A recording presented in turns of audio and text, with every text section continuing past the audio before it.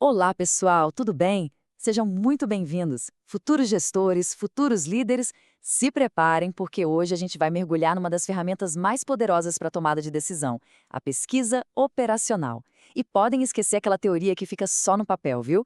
O que a gente vai ver aqui é uma habilidade prática que de fato transforma o dia a dia e define o sucesso de uma empresa.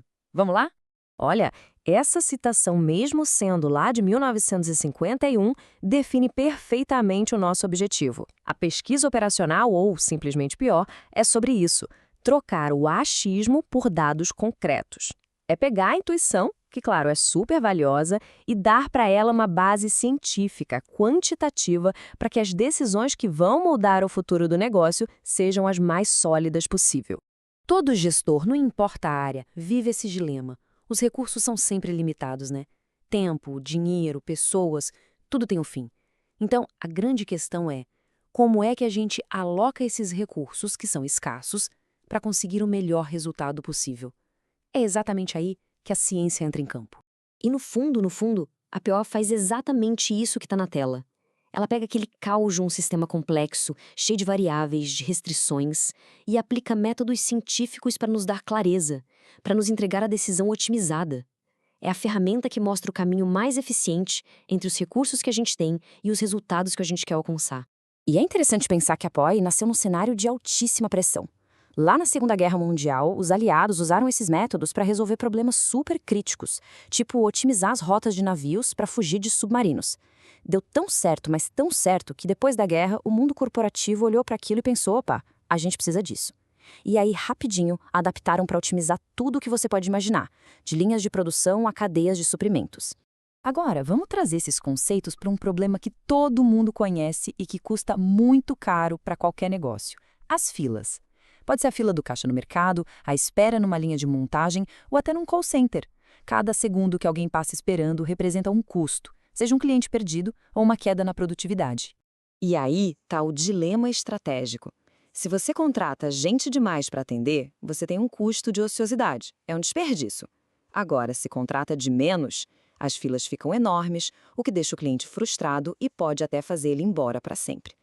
Achar esse ponto de equilíbrio perfeito não é mágica, não é sorte, é ciência. E a ferramenta da pesquisa operacional que nos ajuda a resolver esse quebra-cabeça de forma científica é a teoria das filas.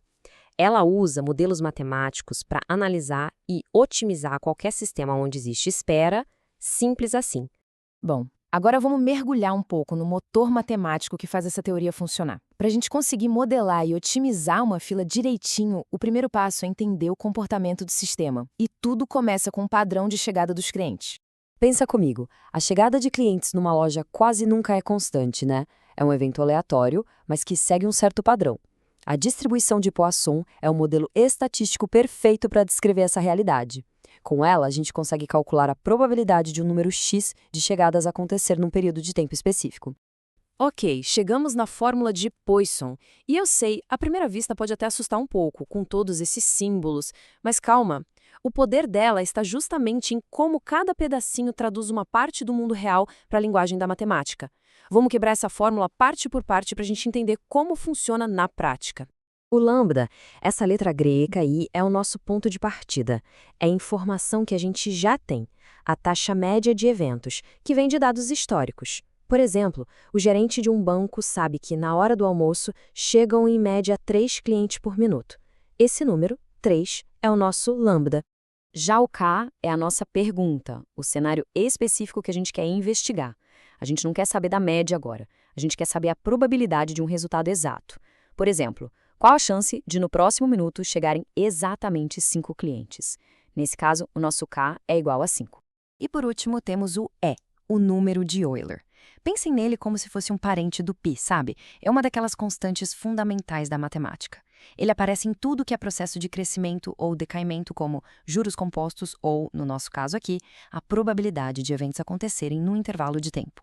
Muito bem, agora que a gente já viu a teoria, vamos ver como ela funciona na vida real. Um estudo de caso bem legal analisou as filas do caixa rápido lá do supermercado Oba Hortifruti. O objetivo era claro: otimizar o atendimento ao cliente. E isso aqui ilustra de forma brilhante o primeiro e mais importante passo de qualquer estudo de PO: coletar dados. Os pesquisadores foram lá e cronometraram o tempo de atendimento de 81 clientes. Porque sem dados da vida real, qualquer modelo matemático é só um exercício teórico, não serve para nada. O processo foi bem direto. Primeiro, a análise. E o que eles descobriram? Que a chegada de clientes seguia, sim, o modelo de Poisson. Depois, o diagnóstico. O sistema estava instável, o que gerava filas demais. E, por fim, a solução. E é aqui que está o poder da POC. A recomendação não foi algo vago como sejam mais rápidos. Foi uma meta precisa, quantificável. Reduzir o tempo médio de atendimento em apenas 2,5 segundos por cliente. Só isso já seria o suficiente para equilibrar o sistema todo. Incrível, né?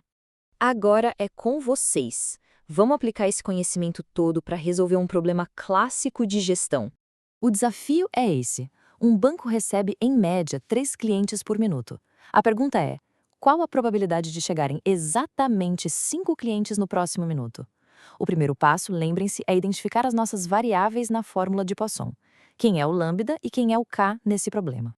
Exato, a taxa média, que é a informação que a gente já tem, é o nosso lambda, que é 3 clientes por minuto.